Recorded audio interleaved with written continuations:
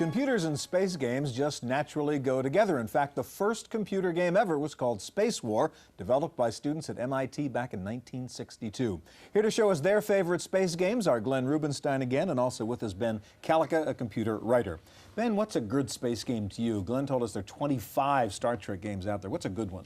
I think that a good space game is determined by the same thing that determines a good book. You get a great plot and you get some great action. It's really interactive fiction, storytelling? Yes, absolutely. All right, speaking of that, Star Trek V is the first game you're going to show us, based on the movie, I guess? Based on Star Trek V, follows the same plot. As you can see, all the crews here, we've got Spock, McCoy, Sulu, Chekhov, Uhura, and Scotty. And right now, I'm going through a wormhole.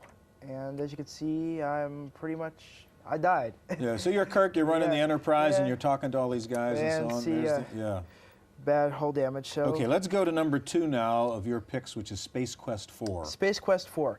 Of all the space games ever, the Space Quest series has always been the most popular. And that's because, of the storyline and also the fact that they're very humorous type games. They have a great parody element. And also simply the great graphics, the great detail that's put into the game. All right, so here's Space Quest 4. Okay, we're skipping and what's the story here, Glenn? Okay. In this game, you're being followed by the sequel police. As you can see up there, it says Space Quest 12. You've gone through a time ripple. See, right there, your character, Roger Wilco, who's a space janitor, falls out, and he's again got to save the universe from destruction. And so we're landing on this mystery, desolate planet here of some sort. And as you can see, it looks just like a science fiction movie. It's very futuristic, very... And you can roam around, move your character around, and explore the usual kind of adventure game stuff. Yeah, and as you can see, once you walk forward, as it gets closer.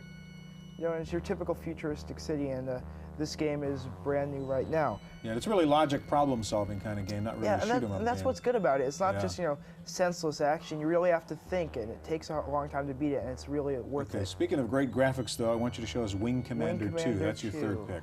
Okay, oops. Pop out of this. So we'll get out of here. Okay, quit.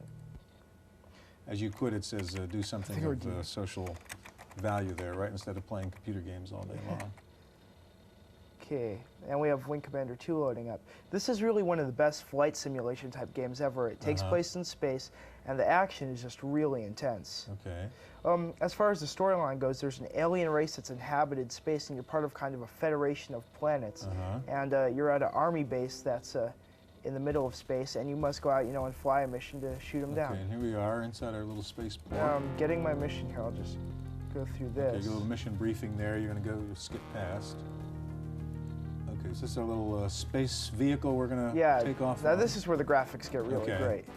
As you can see up there, climbing into the cockpit. We got the music in the background. And taking off. Almost every PC owner that I've talked to says this is the best IBM game ever. And just by looking at the graphics, you can tell why. Yeah. Okay, now you're in space. So what, you're going to do a kind of space dogfight now? Yeah, you're in a dogfight. You fly around, you shoot. Typical. There's everything you can see, other ships and whatnot. Whoa. Yeah, just shot one of my own men. Now, I'm gonna eject here. Okay, if things get tough, you can always eject and go do your homework. Yeah. It's just the attention to detail is like something that's never been seen before in an IBM. All right.